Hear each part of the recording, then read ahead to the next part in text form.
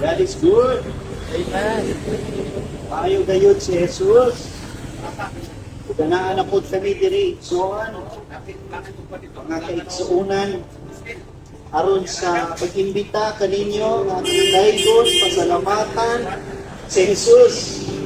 Bisan asa ka man karon, naa sa kadalangan, naa ay gipalit, naa ay tuyo diring dapita. Panahon kini ikaw makapaminaw, maka lukso, sayaw sa atong buhing Diyos ni si Jesus. Jesus is good. Amen. Jesus loves you. Yes. Jesus loves us. Ipanggaw, gihigugma ka ni Jesus. O kita nga naapay panahon, mamuduol, o mamati sa pulong sa Diyos. Karon ang panahon sa kagawasan o kaluwasan. Karon ang panahon na ikaw makaila kung pasayod ka naalay naghigugma kanimo, which is si Jesus. Jesus is good. Ang ayan siya sa itong mga pagpasalamat at pasidungo. Bisan diri nga David, bisan publicly, ato ang kantahan, sayawan, luksuhan, laygon si Jesus.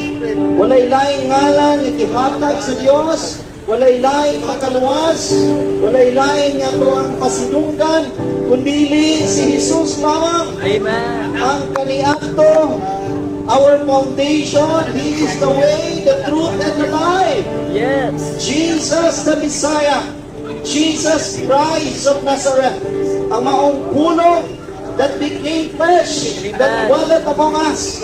Si Jesus mao'y naghigugma kanimo. Si Jesus mao'y ginansyon sa Diyos. Si Jesus mao'y nag-antos. Si Jesus mao'y nahimong sala dito sa cross. Alang kanimo ganako, aron ikaw mamahimong matarong, pinasaylo, o nahimo kang anak sa Diyos. Nahimo kang pinanggang anak sa Diyos. Tungod ni Jesus. Muna na si Jesus ang paglaom. Muna si Jesus ang kagawasan. Si Jesus ang susi nga mao ang dalan, ang maong kamatuoran, nga amo, nga atong kinahanglan. Yes. Hallelujah! You say hallelujah! Hallelujah. You say thank you, Jesus! Thank you, Jesus. Hallelujah! Oh, ang kabaguhan, ang dugo ni Jesus nga mao'y muhimno, mao'y mangusap, ug mao'y nakastablish sa bagong tugon, the new covenant, which is itang tanan nga mga dili, kiila, mga nasalaan, mamahimong pwede na muduol sa presensya sa Amahan tungod ni Jesus. Amen. Oh, salamat Jesus. Yes. Thank you, Holy Ghost. Isan giyon sa pulong, in the book of Revelation, ingon diha. Oh, giyon din. Even sa 1. Revelation chapter 1, verse 11 sa 5, and from Jesus Christ, who is the faithful witness, and the first begotten of the dead,